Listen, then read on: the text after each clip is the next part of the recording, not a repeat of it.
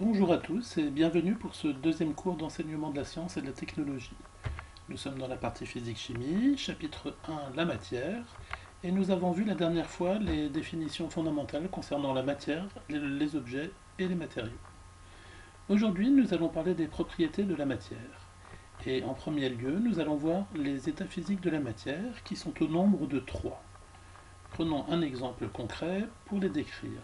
L'exemple du brome, que l'on peut trouver sous un premier état que l'on appelle l'état solide, un deuxième état que l'on appelle l'état liquide, et enfin un troisième état de gaz ou état gazeux. Prenons un deuxième exemple avec l'eau qui est une substance chimique très courante et très importante dans l'univers, et aussi très importante pour le vivant. L'eau existe sous un état solide bien connu que nous appelons la glace. Elle existe également sous son état liquide. Nous avons tendance à l'appeler tout simplement l'eau, mais pour le physicien et le chimiste, il faut bien préciser sous quelle forme se trouve cette eau, et donc en l'occurrence ici sous l'état physique liquide. Et enfin, le troisième état, l'état de gaz, que nous appelons vapeur d'eau. Attention concernant ce dernier, contrairement à ce que la majorité des gens pensent, l'eau sous l'état de vapeur est parfaitement invisible.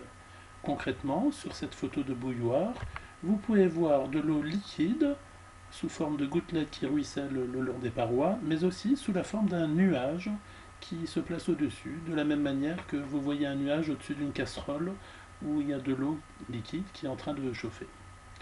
L'eau vapeur existe bien, mais elle n'est pas visible. Elle est présente ici avant de se liquéfier dans le nuage, et elle est présente également à l'intérieur avant de se liquéfier sur les parois du récipient. De quoi dépend l'existence des différents états de la matière? Elle dépend de nombreux paramètres physiques, et le plus important dont nous parlerons cette année est la température. Sur ces différentes photos, vous pouvez reconnaître l'eau sous ses trois états physiques différents. À gauche, la glace, que l'on obtient dans un congélateur par exemple, c'est-à-dire avec une température qui est basse. Ensuite, vous savez tous que si vous laissez des glaçons à température ambiante, c'est-à-dire à la température de la pièce qui est autour de vous, ils vont fondre et se retrouver à l'état liquide.